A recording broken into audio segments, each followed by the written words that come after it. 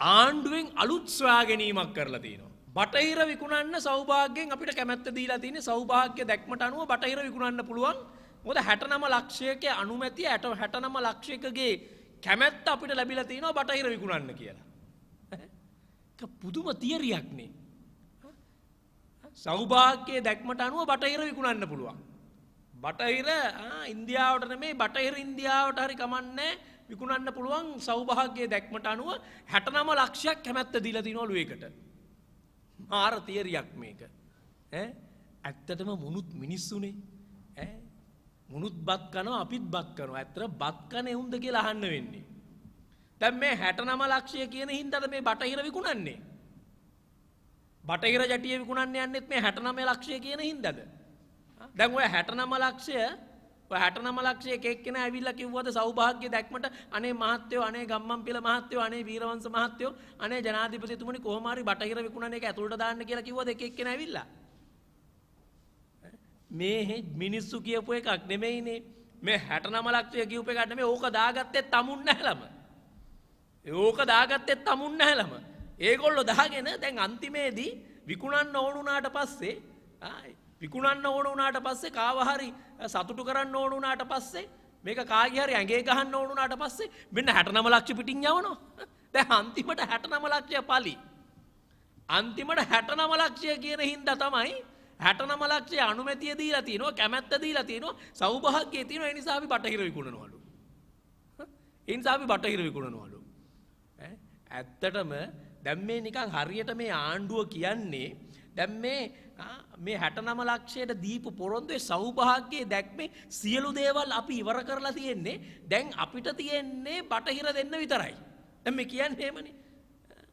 දැන් මේ කියන විදියට ආණ්ඩුව කියන විදියට නිකන් අපිට පේන්නේ රටට පේන්නේ දැන් සෞභාග්‍යයේ දැක්මේ සියලු දේවල් අපි ඉටු කරලා තියෙනවා. දැන් අපිට ඉටු කරන්න තියෙන්නේ බටහිර විකුණන එක විතරයි. බටහිර විකුණන එක විතරයි දැන් අපිට ඉතුරු වෙලා තියෙන්නේ. මේ දීපු කප්පරක පොරොන්දු අපි දැක්කනේ ගිරිය පුප්පගෙන කෑ ගහලා කියපු ටික මොනවද කිව්වයි? අපි දැක්ක මිනිස්සුන්ට දීපු පොරොන්දු තොගේ අපි දැක්කනේ. පොරොන්දු තොගේ අපි දැක්කනේ. පෝර සහනාධාරේ නොමිල දෙනවයි කිව්වා. පෝර සහනාධාරේ නොමිල දෙනවයි කිව්වා. මලු දෙකක් නෙමෙයි මලු 3ක් 4ක් අපි දෙනවයි කිව්වා. අපි හොරු අල්ලනවයි කිව්වා. ඊට පස්සේ පාස්කු ප්‍රහාරයට වගකිවිය උත්තන්ට දඬුවම් දෙනවයි කියලා කිව්වා. මහ බැංකුව කඩපෙවුන්ට අපි දඬුවම් දෙනවයි කිව්වා. ලෝකෙ කොහේ හිටියත් උන් අරන් එනවයි කියලා කිව්වා. දැන් මේ ඔක්කොම ඉටු කරලා තියෙන්නේ. පෝර සහනාධාරේ අන්තිමට මේ මිනිස්සුන් ඉල්ලපු මිනිස්සුන්ට දෙන්න තියෙන කිසිම සහනාධාරයක් අඩුම තරමේ පහුගිය ආණ්ඩුව දීපු සහනාධාර ටිකවත් දී ගන්න බැරුව ඉන්නේ. පෝර ටික සහනාධාරයේ කෝකේ වෙතත් නොමිලේ කෝකේ වෙතත් සල්ලි වලටත් ගන්න නැහැ පෝර ටික. පෝර ටික සල්ලි වලටත් ගන්න නැහැ. පහුගිය ආණ්ඩුව දීපු බඩු මල්ල ඒ බඩු මල්ලත් කපලා බඩු මලු දෙකක් දෙනවා කිව්වේ. දීපු බඩු මල්ලත් දෙන්නේ නැහැ. හොරු අල්ලනවා කියලා කිව්වේ. පරසක්වල ගැහුවේ ඇවිල්ලා හොරු අල්ලනවා. අල්ලනවා මහ බැංකු බැඳුම් කර කියන එක. අල්ලයි මහ බැංකු බැඳුම් කරේ. අල්ලනවා තියා දැන් ඒක ගැන කතාවක්වත් නැහැ. අන්තිමේදී හොරු ගැන කතා කරපු ඔන්න කරපු දේ හොරු ගැන කතා කරපු හොරු ගැන කියපු හොරු ගැන හෙළිදරව් කරපු රංජන් රාමනායකව හිරේට දැම්මා. ඔන්න කරපු ටික. දැන් මේ ඔක්කොම කරලා වගේ දැන් ඉතුරු වෙලා තියෙන්නේ බටහිර දෙන එක විතරයි. දැන් බටහිර දෙනකොට තමයි දැන් විකුණන්න ඕන වුණාම බටහිර විකුණන්න ඕන වුණාම වරාය විකුණන්න ඕන වුණාම තමයි මෙන්න පොත අරන් ඇවිල්ලා කියනවා ඔන්න දැන් අපිට ඉතුරුලා තියෙන්නේ මේක අපි මේකේ පොරොන්දු වුණා 69 ලක්ෂයත් අපිට ඡන්දේ දීලා තියෙන්නේ ඒ නිසා අපි බටහිර ඕන එකෙකුට විකුණ ගන්නම් කියලා. දැන් පහුගිය දවස්වල අංජනම් බලලත් හොයාගන්න බැරි වෙච්ච විමල් වීරවංශ ගම්මන්පිල මෙන්න එකපාරටම නිකන් හුඹහෙන් එළියට ඇදලා ගත්තා වගේ අර සර්ට බටහිර ජටිය විකුණ ගන්න බැරි වෙනකොට වරාය විකුණ ගන්න බැරි වෙනකොට නැගෙනහිර ජටිය විකුණ ගන්න බැරි වෙනකොට මෙන්න තියරියක් හදාගෙන එනවා. සර්ට වරාය විකුණ ගන්න තියරියක් හදාන් ඇවිල්ලා කියනවා මේ පොතේ තියෙනවා මේක සෞභාග්‍ය දැක්ම තියෙනවා ඒ නිසා අපිට විකුණන්න පුළුවන් 69 ලක්ෂය අපිට ඡන්දේ දීලා තියෙන්නේ කියලා. ඇත්තටම මං හිතන්නේ අන්දරේගෙන් පස්සේ මේ වගේ කවටෙක් අන්දරේගෙන් පස්සේ මේ වගේ කවටෙක් මං හිතන්නේ රටකට ආණ්ඩුවක පාර්ලිමේන්තුවක රාජ්‍ය සභාවක අපි දැකලා නැහැ. අන්දරේගෙන් පස්සේ දැක්ක කවටයා තමයි මේ. අන්දරකින් පස්සේ මේ වගේ කවටෙක් මං හිතන්නේ අපි පාර්ලිමේන්තුවේ ආණ්ඩුවේ හෝ කැබිනට් මණ්ඩලයක අපි දැකලා නැහැ. මේ වගේ එකක්. මේ වගේ තර්කයක් කරනවනේ. දැන් මේකට තමයි කියන්නේ මුන්ගේ අංශභාග දේශප්‍රේමිය. මේකට තමයි කියන්නේ අංශභාග දේශප්‍රේමිය. ඒ කියන්නේ අපි මේ කෑල්ල තියාගන්නවා අපි මේ කෑල්ල දෙනවා. මේ කෑල්ලට විතරයි දේශප්‍රේමිය. මේ කෑල්ලට දේශප්‍රේමිය නෑ ඒක වැඩක් නෑ.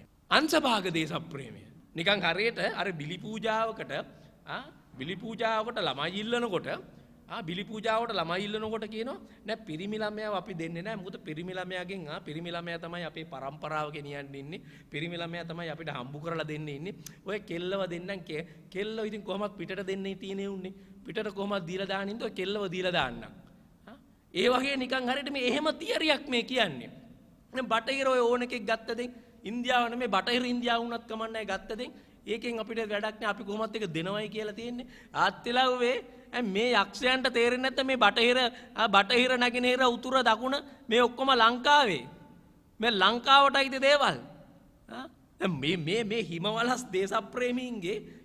දේශප්‍රේමීන්ගේ හිම දිය වෙලා යනවා මුන්ගේ හිම දිය වෙලා යනවා දැන් ඔయిత වඩා ප්‍රාණවත් ඇත්තටම ඔయిత වඩා සංවේදී ඔయిత වඩා දැක්මක් තියෙනවා අපි කිව්වා අපි කතා කරාට මේ අපේ පරණ වාමාංශිකයන්ට අපි දැක්කා ඩිව් ගුණසේකර සහෝදරයා කතා කරන විදිය. අර බලන්න ඔහු කියන විදිය.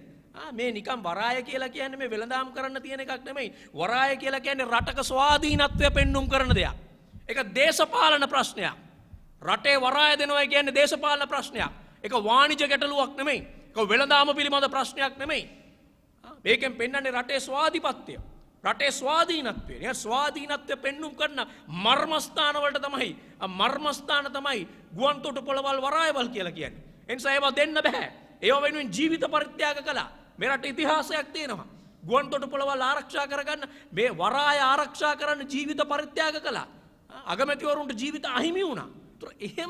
එහෙම එවැනි දේශපාලනයක් තියෙනවා මේ වරාය ගුවන්තොටුපළ සම්බන්ධයෙන්. මේ අංශභාග දේශප්‍රේමීන්ට එහෙම එකක් නැහැනේ. මේ අංශභාග දේශප්‍රේමීන්ට එහෙම එකක් නැහැ. සර්ට මේක දී ගන්න ඕන වුණාම සර්ට මේක දෙන්න විදිහක් නැති වුණාම සර් නිකන් මේකට ඇඹරි ඉන්නකොට මෙන්න ඉස්සරහට ඇවිල්ලා කියනවා මේ පොතේ ඔක්කොම තියෙනවා. මේ පොතේ තියෙනවා බටහිර විකුණන්න පුළුවන්. මොකද බටහිර විකුණන්න පුළුවන්. ඒක ඕන කෙනෙකුට දෙන්න පුළුවන්. ඒකට 69 ලක්ෂයක ඡන්දයක් ලැබිලා තියෙනවලු. ඒකට 69 ලක්ෂයක ඡන්දයක් ලැබිලා තියෙනවලු. 69 ලක්ෂය කිව්ව විදිහට වැඩ කරලා තියෙනවද? ඔය සෞභාග්‍ය කියන විදියට ජනතාවට අවශ්‍ය කරන පහසුකම් ටික ලබලා දීලා තියෙනවද? ජනතාවගේ අවශ්‍යතාවයන් ටික ඉටු කරලා තියෙනවද? ඒ ටික ඔක්කොම කළා වගේ දැන් මුන් නිකන් මැරිලා ඉපදුනා වගේ. ඇවිල්ලා මේක නිකන් මේ පහුගිය දවස්වල සෞභාග්‍ය දැක්ම තියා සෞභාග්‍ය දැක්මක් තියෙනවා කියලා කතාවක්වත් කොලේ නැහැ. මේක තිබුණේ නිකන් මේක කුණු කූඩේක තිබුණේ කුණු කූඩෙන් තිබිච්ච එක අරගෙන ඇවිල්ලා දැන් මේක විකුණ ගන්න ඕන වුණාම පෙන්නනවා මේම ඇවිල්ලා මේකේ තියෙනවා හොඳේ අපි 69 ලක්ෂයට පොරොන්දුව දීලා තිනවා මේක විකුණනවායි කියලා ඔයගොල්ලෝ අපිට ඡන්දෙත් දීලා තිනවා අපි ඒක නිසා විකුණනවලු මේක. මේ වගේ අර අපි කියනවනේ අර කතාවට කියනවා මේ කන්න ඕන වෙලාවට කබර ගොයත් අපි තල ගොයා කරගන්නවා. කබරමසු තලගොයි වගේ අපි කනවා කන්න ඕන වෙලාවට. හැබැයි මේ විදිහට කබරයෝ නිකන් අමුවෙන් කන මහ නීච දේශපාලනයක් අපි දැකලා නැහැ. මේ වගේ පහත් දේශපාලනයක් අපි දැකලා නැහැ ඒ විදිහට වැඩ කරන. ඒ නිසා අපි කියන්නේ මේකේ වැදගත්කම තියෙන්නේ මේකේ දේශපාලනයක් නිසා. මේක නිකන් හුදෙක්ම නිකන් වෙළඳාම පිළිබඳ ප්‍රශ්නයක් නෙමෙයි. අපිට නිකන් ලාභ ලබා ගැනීම පිළිබඳ ප්‍රශ්නයක් නෙමෙයි. මේකේ තියෙනවා දේශපාලන අදහසක්. මේකේ තියෙනවා දේශපාලන ස්වාධීනත්වය පිළිබඳ අදහසක්. ඒ නිසායි අපිට අවශ්‍ය කරන්නේ වරාය ආරක්ෂා කරගන්න එක. කොළඹ වරාය ආරක්ෂා කර ගැනීම වැදගත්කම තියෙන නිසා. ඒ නිසා තමයි මේ සටන අපි කියන්නේ මේ නිකන් අක්කා පෙන්නලා නංගි දෙන සටන. අක්කා පෙන්නලා නංගි දෙන මේ මායාවට රැවටෙන්න එපා. අපි වෘත්තීය සමිති වලට කියන්නේ මේ රටේ ජනතාවට කියන්නේ මේ අරගලේ ඉන්න අයට අපි කියන්නේ මේකට රැවටෙන්න එපා. අපි දිගින් දිගටම ඔය අරගලයට ඇවිල්ලා ඉන්න සමහර භික්ෂූන් වහන්සේලාට අන්තිමේදී ඕන කරන්නේ ඔය හාමුදුරුවන්ටත් ඕන කරන්නේ මේක කරකෝල අන්තිමේදී ඉවර කරලා මේක කමන්නේ බටහිරුන් ඔය දීලා දාන්න කියලා. මේ සර්ව අන්තිමේදී ඒ තැනට මේක ඇදගෙන යන්න ඉඩ තියන්න එපා. අන්තිමේදී බටහිර නෙමෙයි නැගෙනහිරත් දීලා තමයි පස්ස බලන්නේ. මේ සියලු දේ අහිමි වෙන තැනකට ගමන් කරනවා. දැන් අපිට පේනවා අපි පාර්ලිමේන්තුවේ කොහොමද ඉන්දියානු පාර්ලිමේන්තුවේ කතා කරන විදිහ. අදානිලා අම්බානිලා කොහොමද හැසිරෙන විදිහ. අපි පාර්ලිමේන්තුවේ දකින්න ඉන්දියානු පාර්ලිමේන්තුවේ මේ වන විටත් යනවා. මේ වෙන විටත් කටයුතු කරමින් ඉන්නවා. ඒ රටවල පවා මේ සමාගම් ප්‍රාග්ධනය බරපතල විදිහට ඒ භූමිය ආක්‍රමණය කරමින් භූමිය අල්ලා ගනිමින් ඉඩම් අල්ලා ගනිමින් අපි කියන්නේ ඒ ඉඩම් මූල්‍ය කරන වැඩපිළිවෙල ක්‍රියාත්මක වෙමින් තියෙන්නේ. ඒ නිසා මේ ගැටයට අහු වෙන්න එපා. අපි වෘත්තීය සමිති වලට කියන්නේ අපි ජනතාවට කියන්නේ සටන අත්තරින්න එපා. මේ සටන අත්හැරලා මේක නිකන් අමතක කරලා දාලා මේක හිමින්සාරි දියාරු කරලා දාලා අවසානයේ බටහිරයි නැගෙනහිරයි දෙකම අහිමි වෙනවා මේ රටේ ජනතාවට. අහිමි වෙනවා මේ රටට. The News Reporter වාරණයෙන් තොර අපක්ෂපාතී වාර්තාකරණය.